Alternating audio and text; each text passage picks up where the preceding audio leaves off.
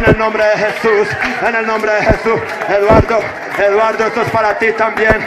Hermana Gloria Elena, hermano Ramiro, hermano Jefferson, hermana Claudia, hermana Luz Amalfi, deleites en la presencia del Señor, que Dios tiene cosas grandes para ti en esta última hora.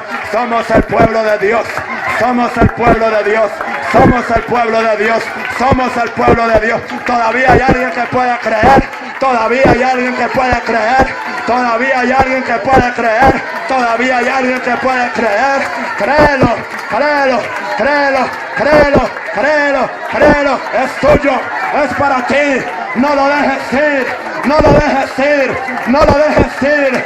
Jesucristo está aquí y te está llenando en este instante. No permitas que esta reunión termine sin que algo glorioso haya sucedido en tu vida. Hoy es el día en que algo glorioso está sucediendo en tu vida. En este mismo instante recibe sanidad de toda enfermedad. En este mismo instante sé libre de toda opresión del enemigo. En este mismo instante recibe el poder del Espíritu Santo. Yo siento la gloria en este lugar. Yo siento la gloria en este lugar. Hermano Oscar, tú lo estás sintiendo. Aquí está mi hermano.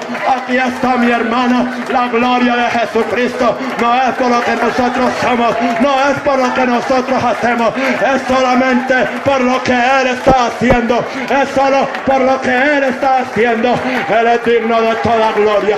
Él es digno de toda honra. Él es digno de toda alabanza. Él es digno de toda adoración. Aleluya, aleluya, aleluya, aleluya. Alabado sea Jesucristo.